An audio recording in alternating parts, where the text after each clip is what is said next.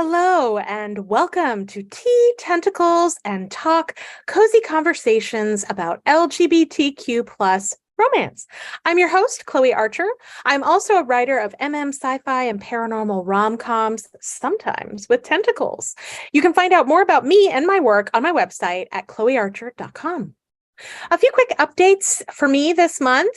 When a Man Loves an Alien, book 3 in my Tentacular Tales series comes out May 26th.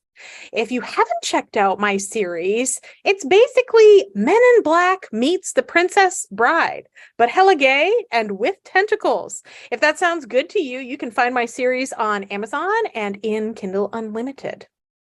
Also, I'm going to be part of the Class of 22-23 Prolific Works giveaway from June 5th to 18th. Readers will be able to download my free prequel story to my new Monsters Hollow series, which is a cozy monster romance universe. The free story is called The Bogeyman and the School Teacher, and I'll have links available for that in early June, so stay tuned. I'm also going to be part of the Fated Mates Paranormal Romance charity anthology collection that's going to be coming out in early September. It's currently up for pre-order on Amazon, so I encourage you to go and pre-order if you're interested. We're going to be supporting the ACLU Drag Defense and the Transgender Legal and Education Defense Fund with the proceeds from this charity. So very worthwhile causes. I'll be posting more about that anthology and my contribution to it in my newsletter in the coming months. So be sure to sign up if you haven't already. And now on to the show. Okay, today I have another fantastic episode for you. So take a moment to make yourself a beverage, get cozy, and join us for a fun conversation. This month's guest on the podcast is Jennifer Cody. Jennifer, welcome. Thank you. I'm so glad you could be here. Jennifer Cody lives in small Midwestern town, USA, aka the Sticks of Kansas. She has 3 kids and a beardo she loves. Her sleep schedule is weird, so messages sent at midnight usually get answered relatively promptly. She reads all kinds of romance and urban fantasy, but her favorites are gay for you, small town romances, and over-the-top urban fantasy romances. Her own writing doesn't always reflect her reading preferences, but mostly it does. She writes what she wants to read and reads extensively because she's an addict. I can relate to books, obviously, and caffeine because sleep is for other people. Jennifer, thanks so much for being here today. As most of my guests know, this is Tea, Tentacles, and Talk, and so I always encourage my guests to bring a beverage. I have some tea as usual today. From this little tea shop in my town. I got it the other day. It's this new tea and it's called Paris. And it has black tea, vanilla, caramel, and citrusy bergamot. So it's quite nice. Yeah. What do you Sounds have delicious. today? I'm having like chai tea latte, but Nice. I made it home. I made it at home. Ooh, lovely. Lovely. And I heard you through the grapevine, you have a particularly delightful mug. Do you want to share that with us? I do. Okay. I'm going to read it for you because I don't know Okay. what it's going to be. It says, if I'm going to be punished, it's going to be for something good. And this is from the Shaw Montgomery's, her swag shop. It's called Beauties and Kink. And I love it so much. I have several. I've got a little bag and a notebook. I have a notebook that I'm keeping all my my medical stuff in because it's perfect. Like, and I went to my doctor and was like, hey, look at my bag. She thought it was hilarious. Oh, great. Okay. So great. You know, it helps to have a doctor with a sense of humor. Oh, yeah. Days, right? Oh, my gosh. Okay. This is a little bit of a tangent, but I just got a diabetes diagnosis and I had to do some blood work for this. Sure. My doctor is a little bit older, and this was the first time I'd ever seen her. Oh, And she okay. was shaking. And I think it's probably like precursor to Parkinson's or something like that. Oh, She's yeah. perfectly competent. Yeah. Okay. Yeah. She's fine. But she was shaking and I had to get this blood work done. But I have awful veins and I've had awful veins since I was like Mm, a teenager. And the yeah. nurses were like, I can't find a vein I'm willing to poke. And I said, well, I always get it done here in my forearm because that's where they can find it. And they found it just fine, but they were too nervous to do it. So Oh they brought my no. doctor in, the shaking woman. Oh And she goes in and she gets it the first poke. She gets no. it the first time. And she's like, okay, we're good. We got your blood. I'm like, she's amazing. Right? It's all those decades of experience that even a little tremor is going to make her like far better than anybody else, right? It was amazing. I'm like, okay, yeah, I'll keep this one. Well, I like to start off usually by asking particularly my author guests a little bit about writing for any of our readers or aspiring authors who are following along, who want to learn more from folks who are doing this like you. So could you tell us a little bit about your writing style? How would you characterize Jennifer Cody's fiction? Oh, okay. So I write a lot of different subgenres of Mm, romance.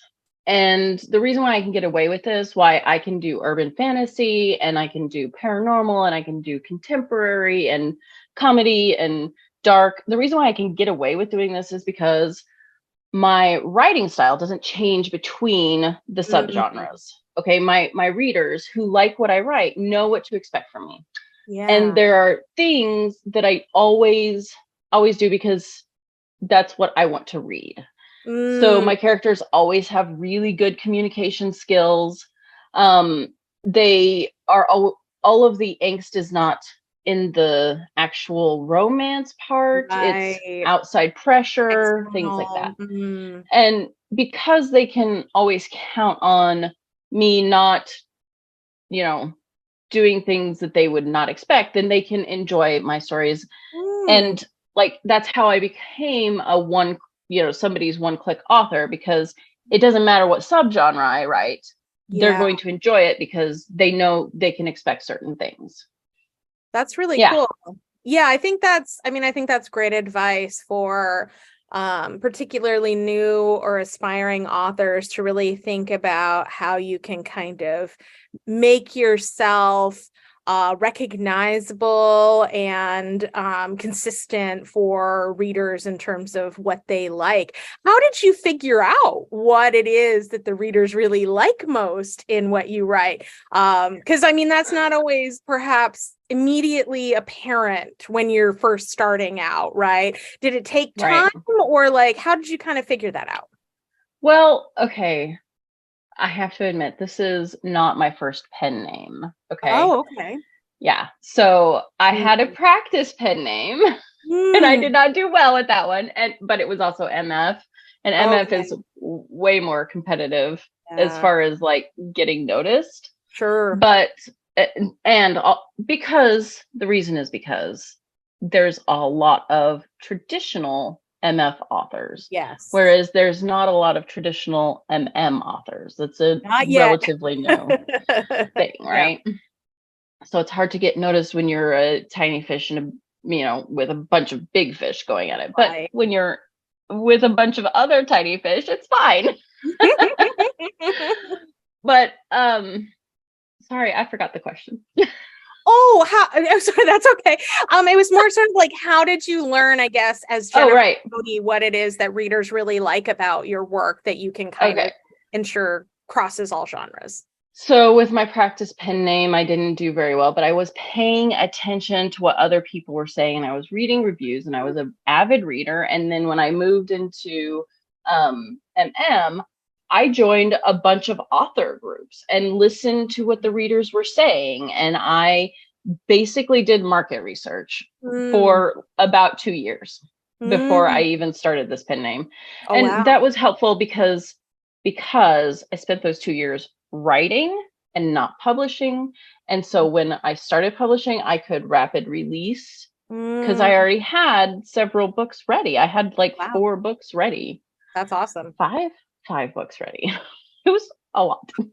You have serious patience because I don't think I would be able to like hold them back. Like I would want to kind of like, just like to have them sitting there and I'd be like, oh, my precious babies, they must go out into the world, right? Like, I think that's really great. I think it's a super smart strategy, but it can be really difficult. I think you have to have like a high level of focus and patience to kind of like hold them back. Well, I was actually had a lot of distraction. Oh, That was helpful. okay. I had an infant. Okay. Yeah, I Enough had an said, infant. So right? I would spend time writing, but then I did not have time for anything else besides just being part of the reader groups. Right, right. That makes a lot of sense. Well, that leads me to my next question. Are you a full-time writer? And if so, how does that affect your writing? Well, I mean technically yes, I'm a full-time. That is my only job, but Okay. I actually haven't been like 9 to 5 traditionally employed for um a, 12 years Oh, now. okay. Yeah. And I started writing about that time. Like, well, I know I started publishing about that time. I've been Okay. writing forever since I Right. was like a preteen, right? Mm-hmm. But yeah, so about 11 years ago is when I quit my day job.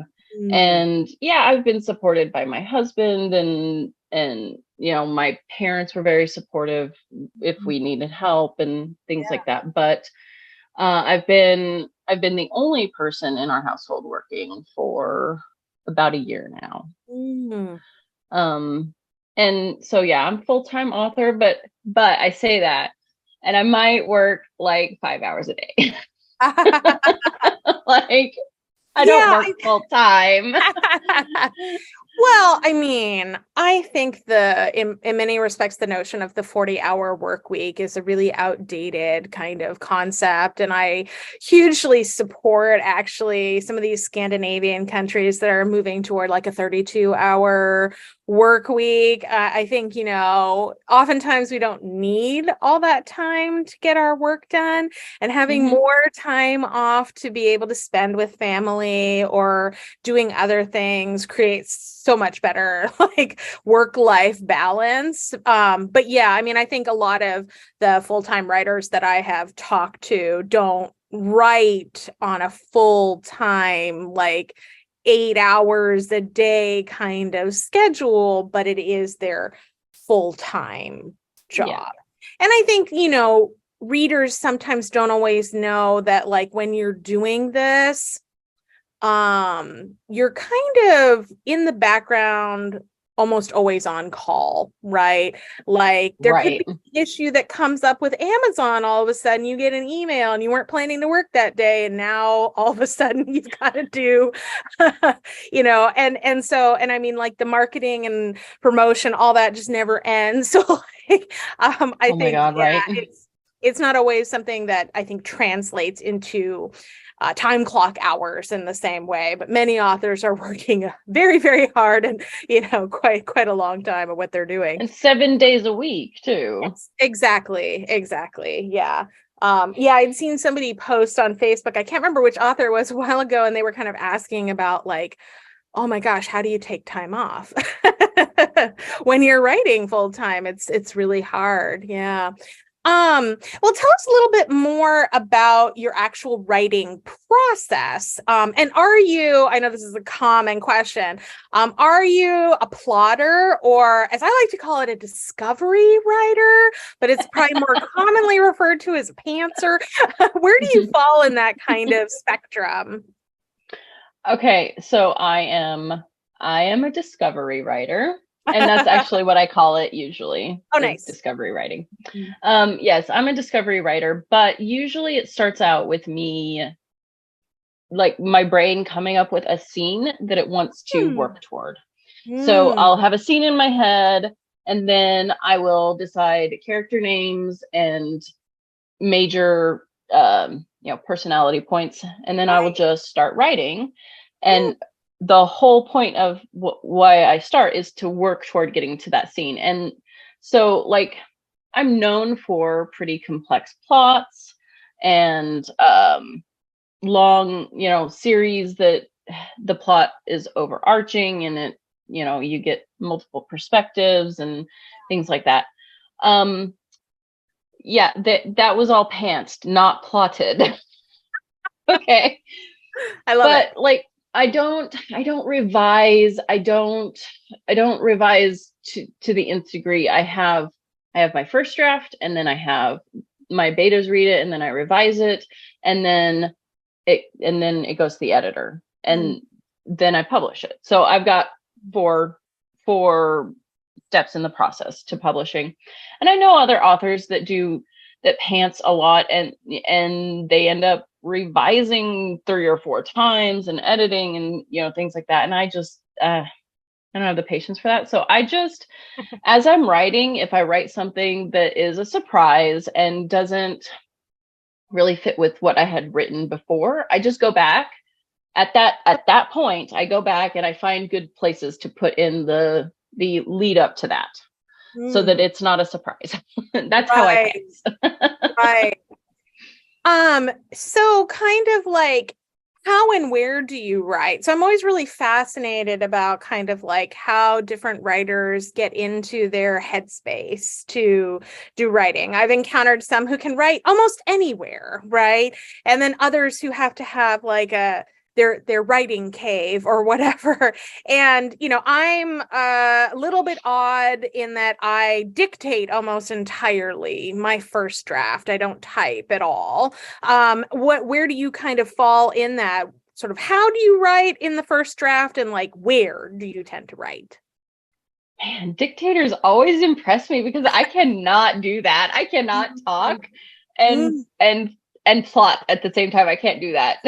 My brain doesn't work that way.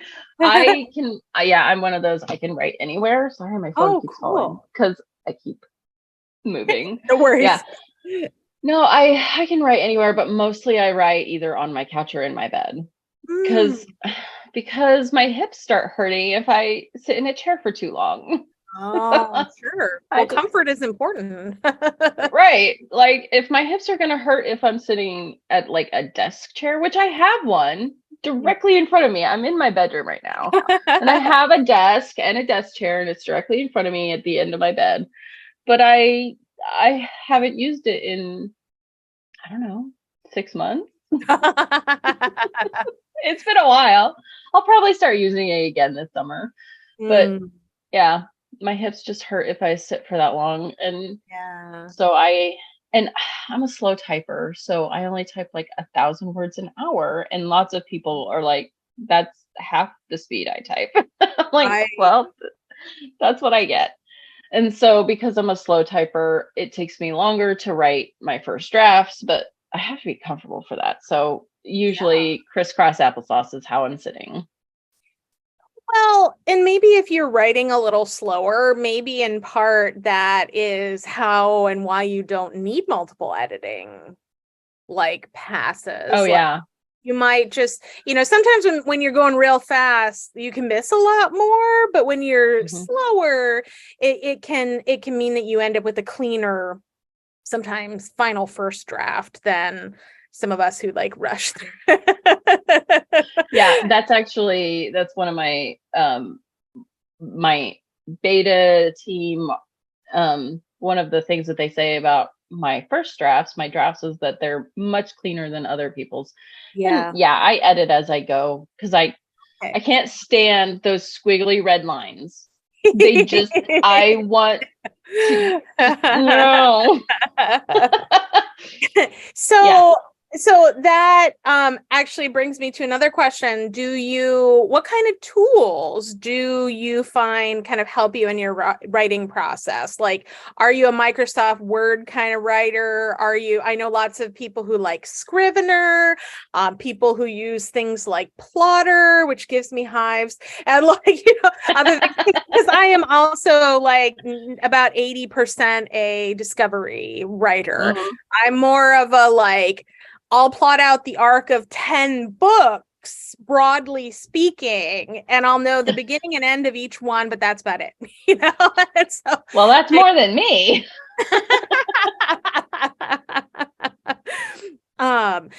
but are you pretty low tech in terms of how you do your writing with just like a word processing, or do you use any particular tools? Okay, so I kind of both, right? Okay. So if I'm doing like a huge series that needs a lot of like back and forth between the books, I'll use Scrivener, okay? Mm, Because I can put all of the books in one document and it's easy to go through and I don't have to like move between tabs basically. okay. So like that's how I'll do if I'm doing like a huge series that's very interconnected and needs help, right? But for the rest of my books, which is 90% of them, I'm in Google Docs. That's what I Mm, use. And I have a subscription to Microsoft, but I literally only use it for downloading from Google Docs and then using their editor to like catch what I didn't get in Google Docs. And their ah. editor is better. It is better than Google Docs. But that's all I use it for. Yeah, I usually transcribe my dictation into Google Docs as well because I'm a Mac user and I have a Mac, and you've got to pay like quite a bit for Microsoft, any kind of Oh, Microsoft stuff to add. And so I really only kind of use Word, where I'll like convert the Google Doc to a Word file when it goes to my editor, because the editor's often like a Word document. So does my proofer. And then I'll just bring it back to Google Docs essentially, when I go through, because thankfully the comments and stuff translate over. But oh yeah. yeah. Okay. Well, that's cool. So what is one of the most surprising things you've learned in writing your books over the years? Oh, that's an interesting question. I think, hold on. Let me think Yeah, about this take for a a second moment. because that's a good question. Okay. Because I started out in MF and Mm-hmm. then I moved to MM, one of the big things that is completely different is just how supportive the community is.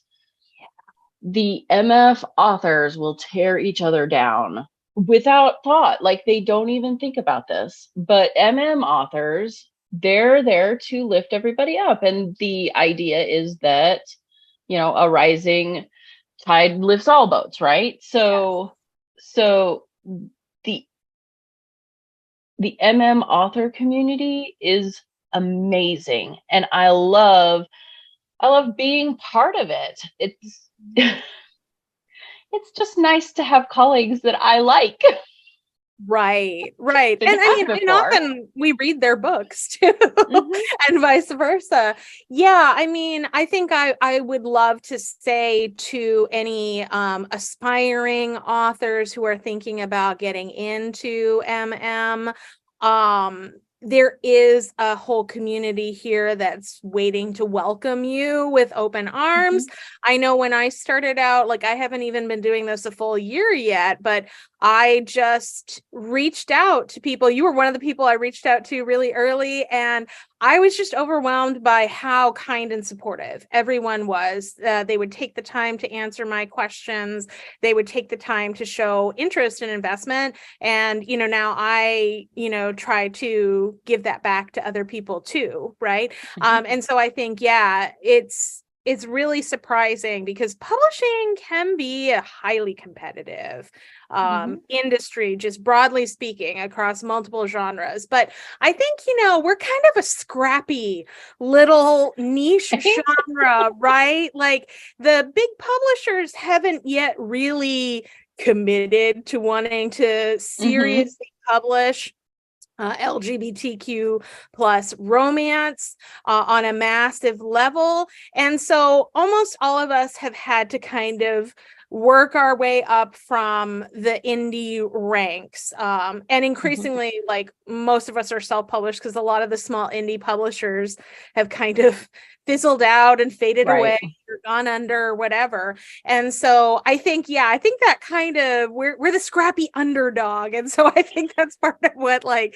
makes us so supportive of each other. And I think also by virtue of the fact that we are writing about marginalized identities, I think a lot of us carry that political weight of the importance of what we're doing too. And so I think that we want to also be egalitarian toward and mutually reinforcing toward each other. So I think that's really great.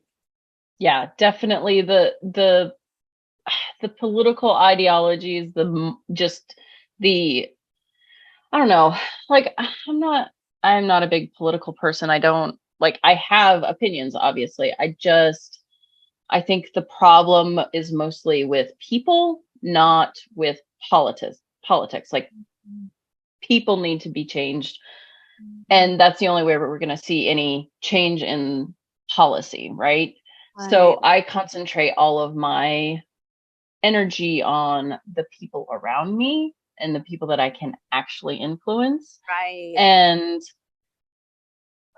it is hard. It's an uphill battle, but I feel like that is those ideologies and those values that we have as a community, because we are writing about marginalized groups and we're doing it in the face of so much just aggression toward us and those groups.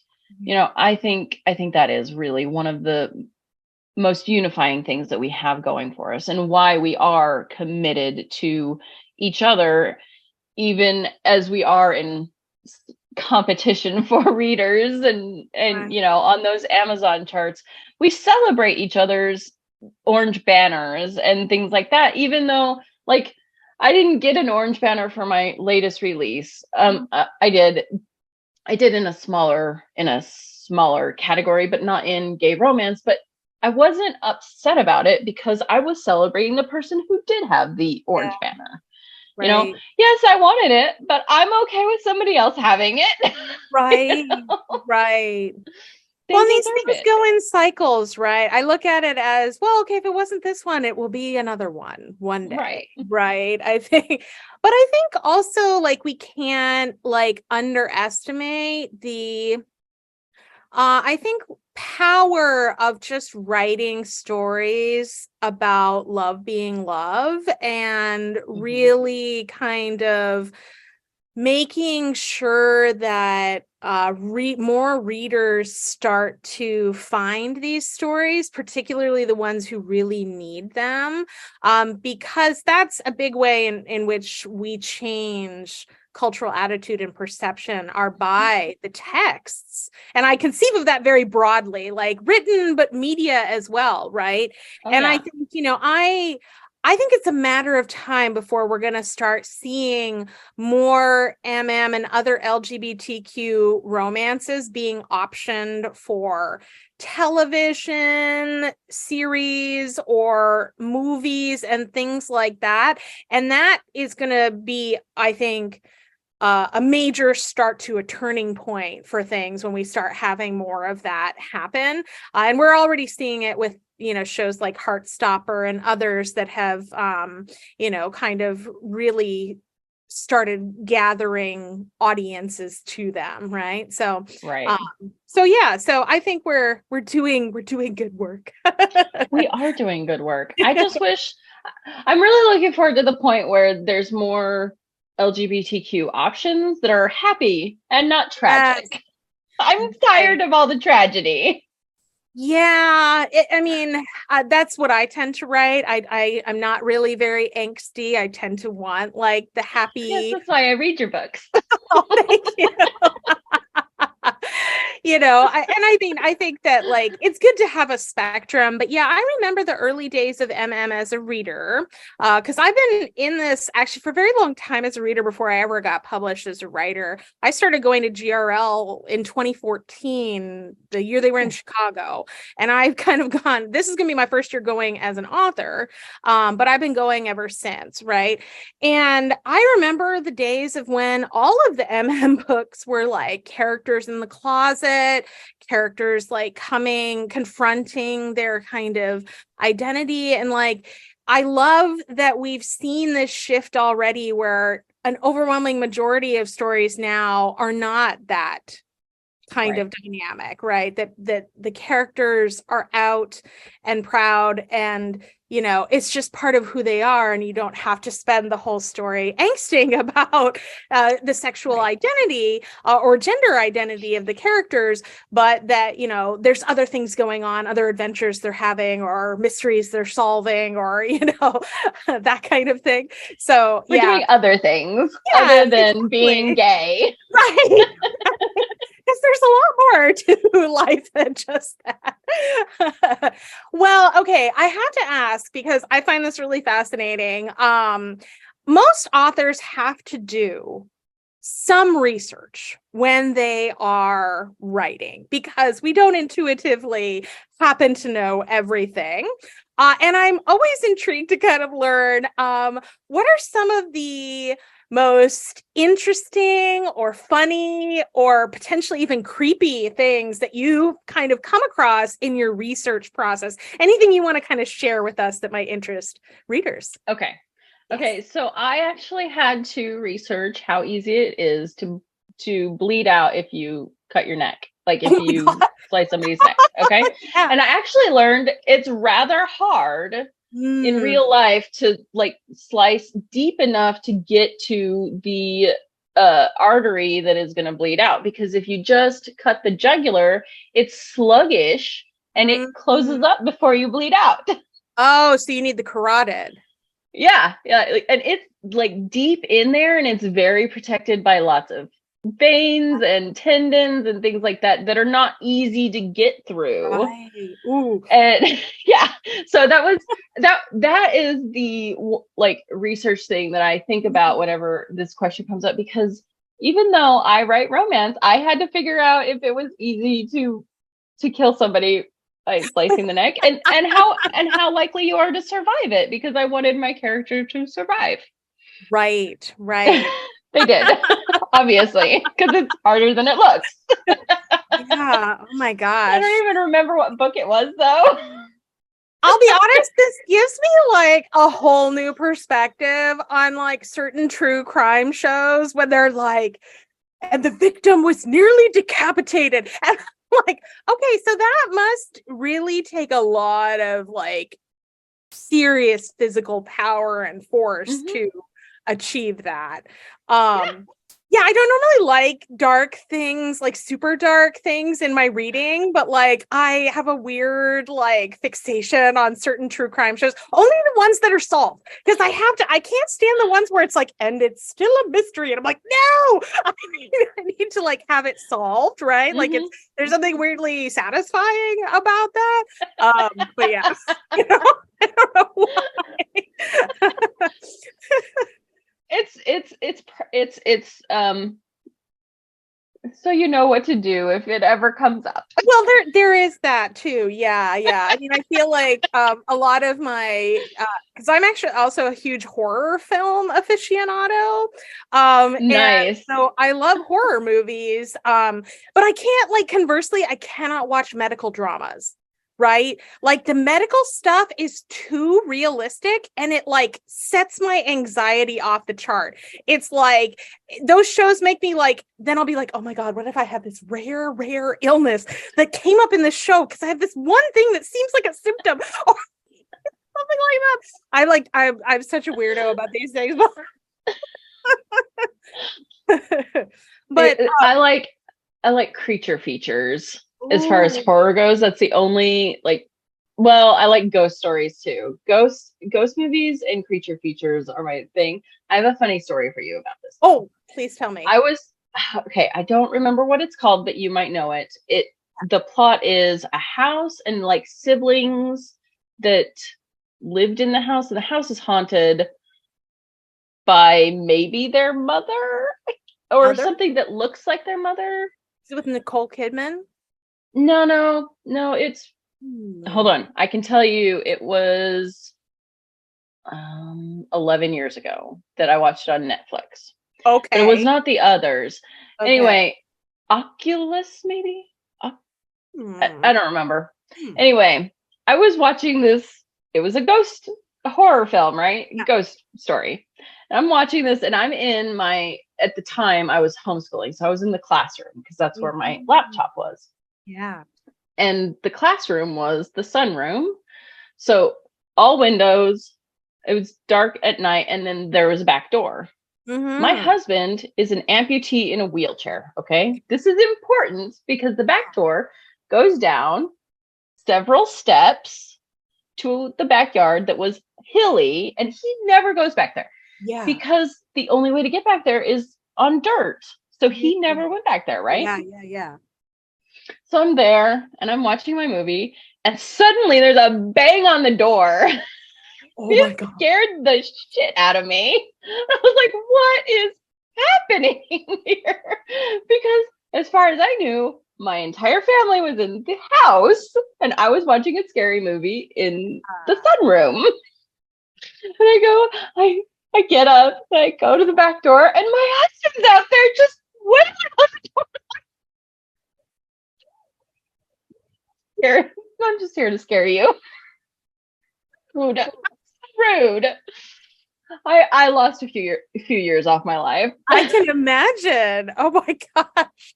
Well, you mentioned creature feature movies. I love those too. Mm-hmm. Which I have to say, this begs the question now. Do you like monster romance? And do you think you would ever write one? I love monster romance. It is definitely my favorite. Because I like it whenever the monsters are not really humanoid. Like, yes, they need parts, obviously, for fun times, right? But I prefer them to be as not human as possible because I think that's fun. Mm-hmm. Will I ever write one? Maybe. Okay. Maybe. No pressure. So I have on Wednesdays, I post a chapter of a work in progress that I'm doing. And I just posted it in my group.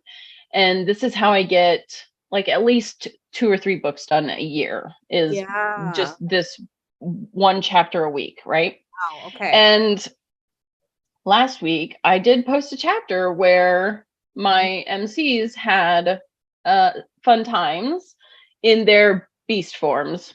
Ooh. So, I mean, that's about as close as I've gotten to monster romance. Yeah, okay. And it remains to be seen how the Amazon algorithm will like any of that. Right? Right? Well, I have a work in progress right now that is taboo in nature. Ooh. But because it's the kind of taboo in nature that Amazon is like, no, never. This is illegal. Okay. In most places it is. It's not illegal in Spain or New Jersey.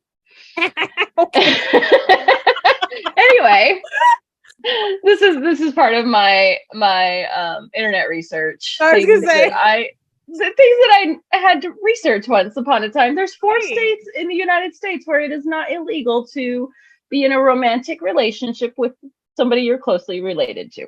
Okay. Well, they've decriminalized it. It's not legal. It's just decriminalized, right? Yeah. So anyway, I have a book, a work in progress. It's fantasy. It's taboo in nature, but I'm being very, very careful to never say what the relationship, the biological relationship between the two MCs is, so that I can get away with putting it on Amazon. Nice. If you're not looking for it, you won't know. If you know, you know kind of situation. And I guarantee you the readers will know. the ones that are looking for it will. Right. Well, I want to make sure we have a little bit of time to talk about your latest release, Poison Hearts, part of the Elite series. Can you tell us a little bit about this book? Sure. So it's a novella, so it's not super long. Easy read. My characters are Orlando, who is a blow dart vigilante, but he only has enough spoons for 6 blocks of Old Defiance, which is the city he lives in. Okay. So those are his 6 blocks, and he protects them with extreme prejudice. But if you're outside of those 6 blocks, even by a foot, you're fine.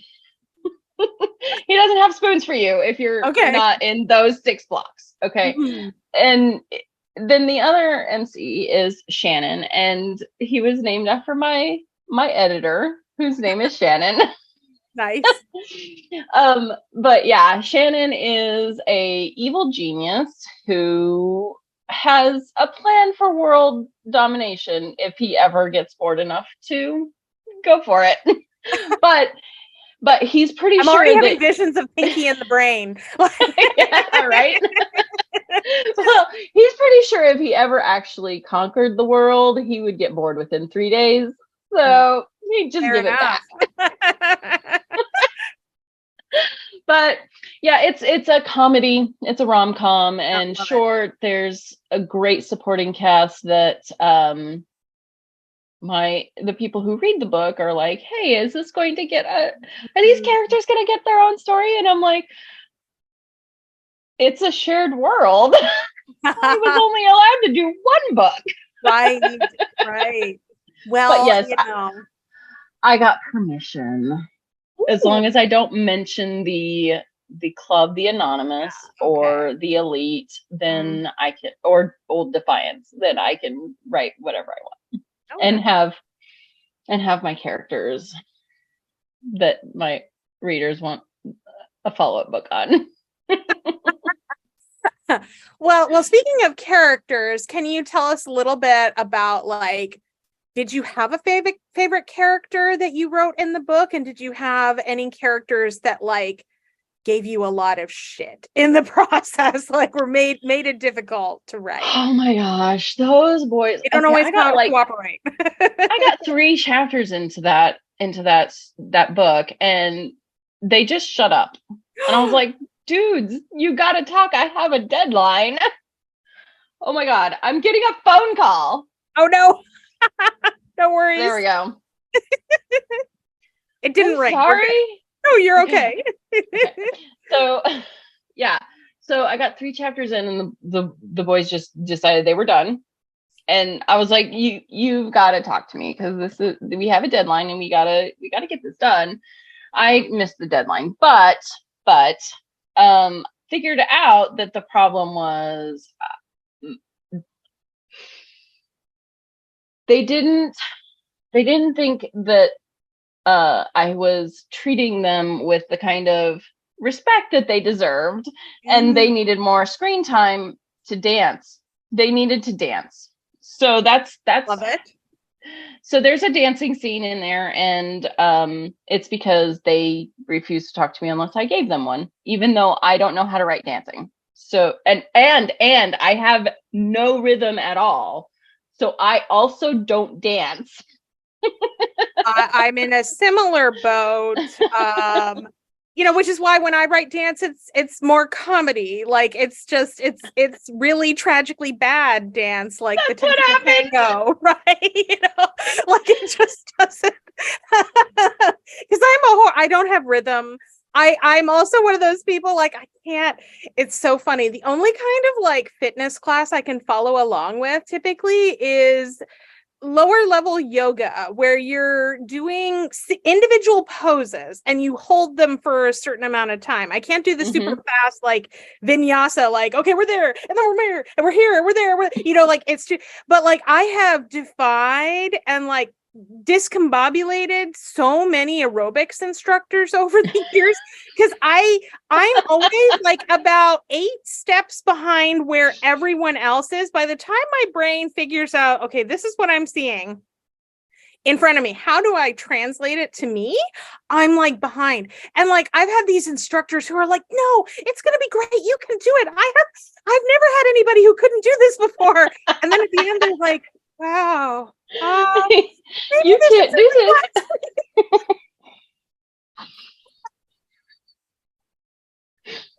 Oh my gosh. Yeah, I do the slow yoga too, because fast yoga is too fast for me.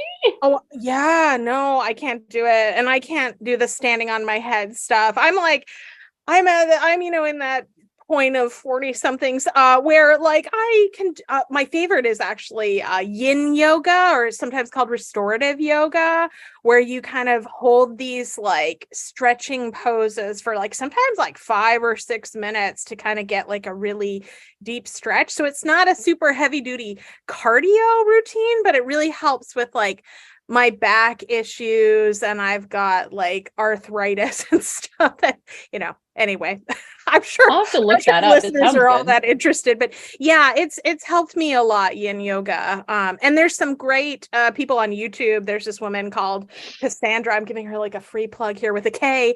And she's got a whole bunch of free yin yoga videos that are really good. So I can put a link to that in our show notes as well.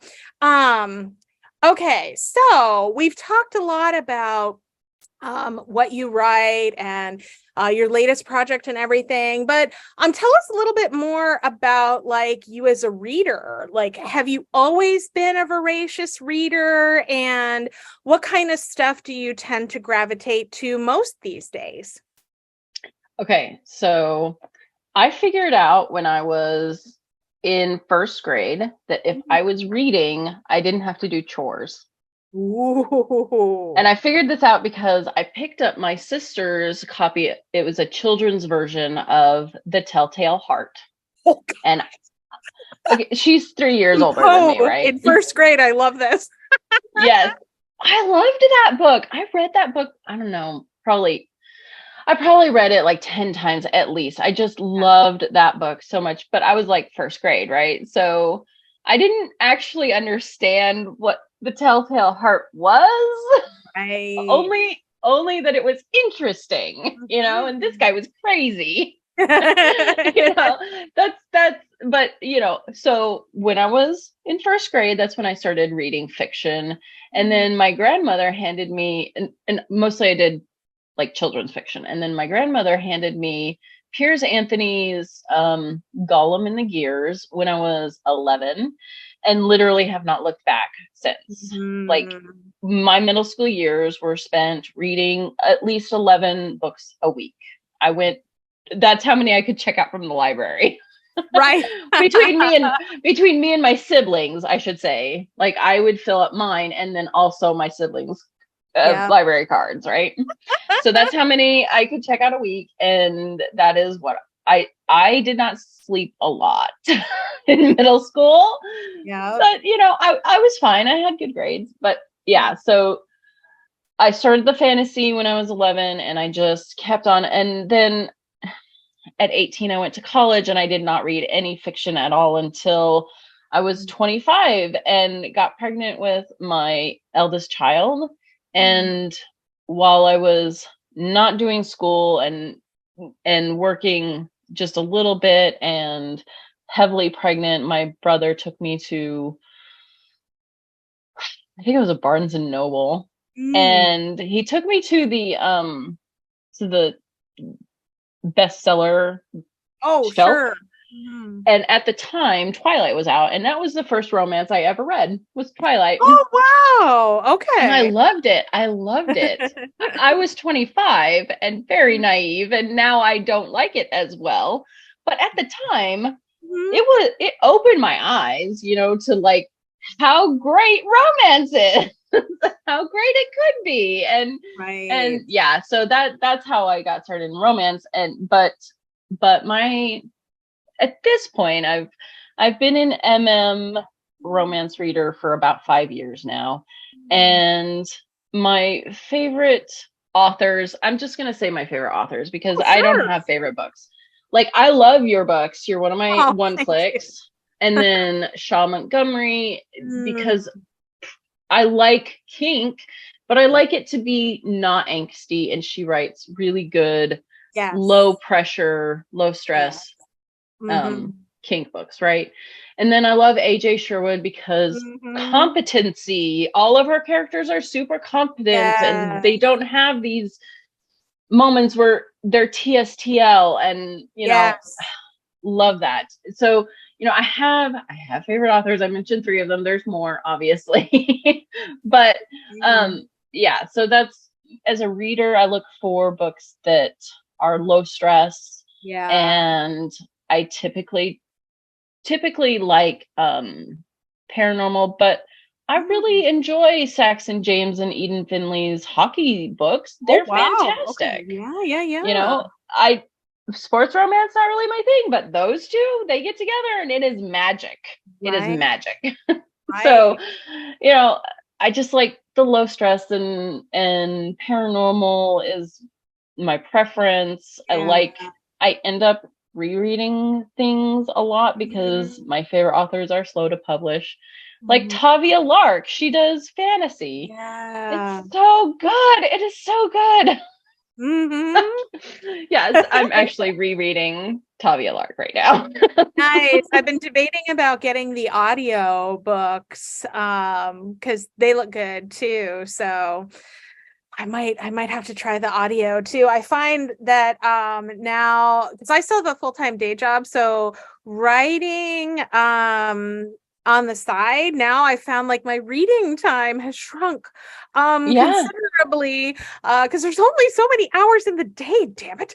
Like I feel like there it's needs to be so more. rude. I know it's so unfair, and like I have to sleep apparently to function. So so Eh. oftentimes I've become a bit more of an audiobook listener because sometimes I Mhm. can do that when I'm like cleaning or I'm walking my dog, so I can kind of like multitask and get in some story at the same time. Yep. um, okay, so tell me, I often ask, I don't ask everybody, but I ask a fair number of my interviewees about, so I obviously write sci-fi, and I'm going to be starting paranormal as well really soon. Um, and so I tend to ask Star Trek or Star Wars. Do you have a preference for any of them or neither, and why? I prefer Star Trek. Um, Mm. because Star Wars is too angsty. That's Yep. why. Okay. Like, Star I Trek is always contained. It always yeah. has a good ending. And there's great antagonistic characters like Q and Yeah. the Borg, and things like that. And I know it's weird, but I really like the Ferengi.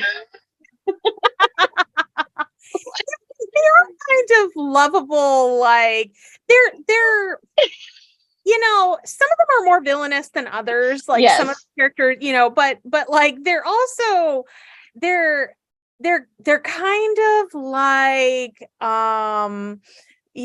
car salesmen, like used car salesmen, like they're sort of like sleazy, but like in a way that you're kind of like, I respect that, like Yeah.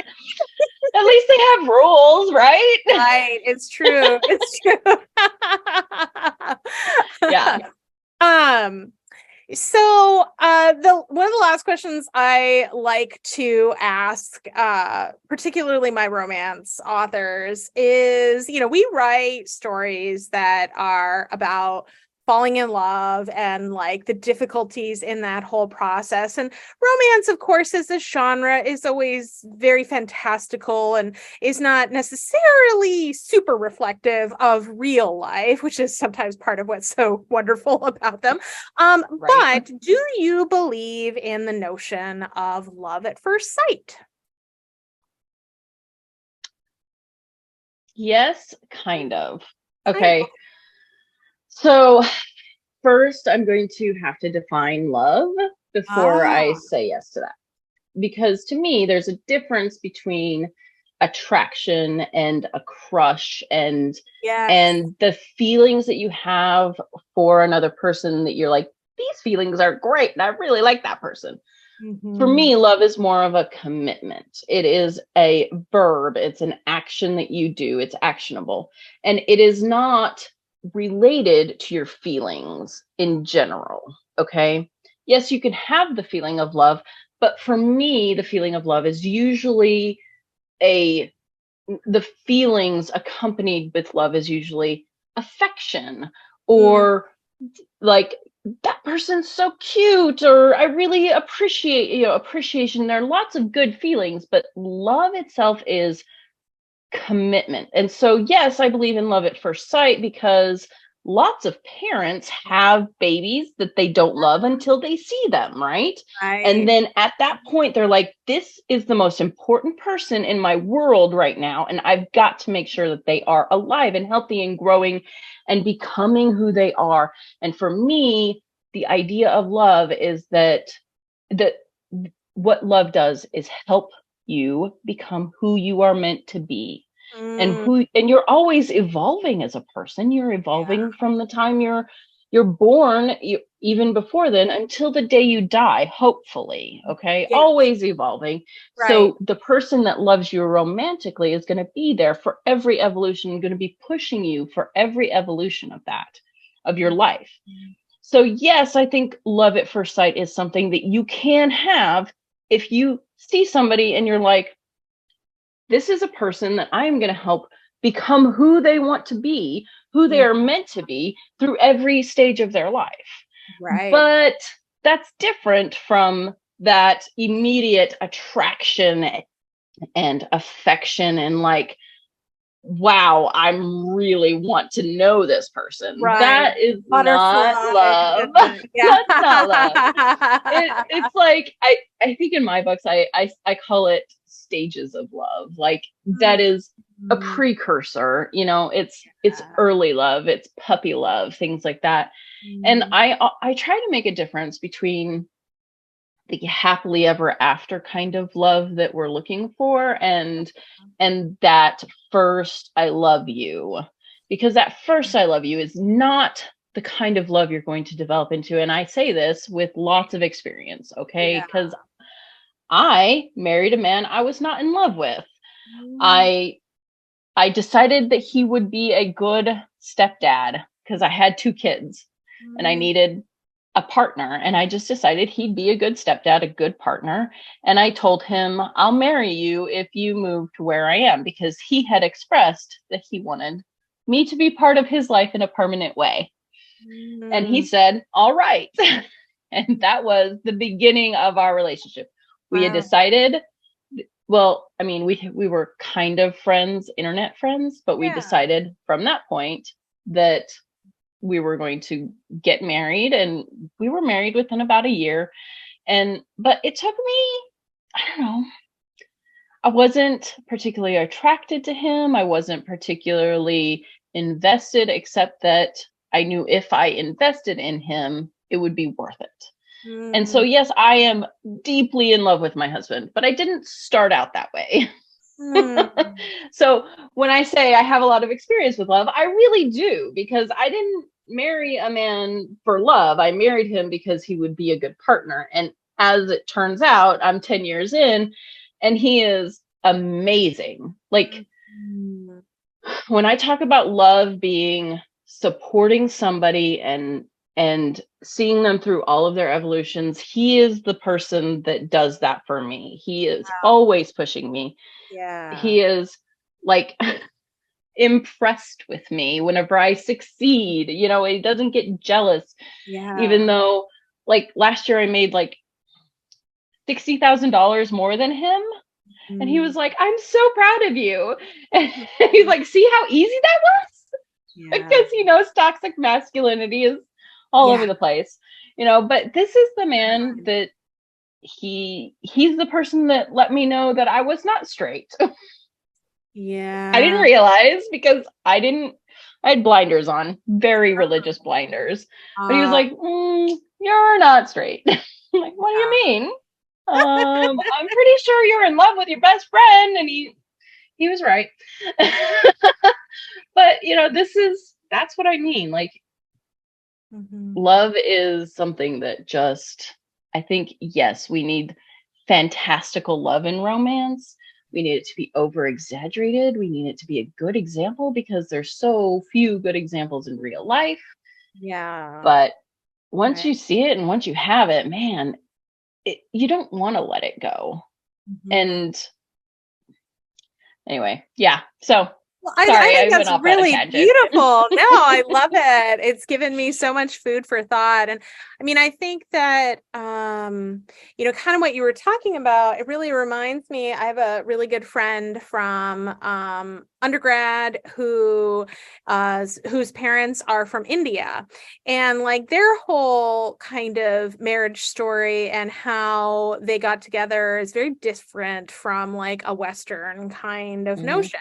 And like for them, it was always more about a value of like picking a partner, not because you're in love with them, but like, are you compatible for the long term? Do you have similar values? Do you, you know, respect each other in the ways you need to be respected? Like they look at compatibility in different measurements, I guess you could say. And for them, it was similar. It was more of a like they grew to love each other over time and over building that partnership together. And so, I think that love is a big varied spectrum of types of love and ways you can build and enact that love. And so I think that's one of the many reasons why it's also fun to write in a genre that's about that, right? Oh yeah. Well, Jennifer, I really appreciate you taking the time to sit down and talk with me today. I hope you had a good time. I know I did. Can you tell us briefly before we head out, what can readers potentially look forward to from you in the coming months, year ahead? Any kind of little snippets to whet their appetite? And where can we find more information about you online? Okay. Well, I'll start with that. I have a Facebook group. It's called Jennifer Cody's Coffee Cuties. And find me there. That is where I am most of the time. My email is jennifercodymm@gmail.com. And then I also have a website. You can Google it. Yeah, we'll put them in the notes. Okay. There you go.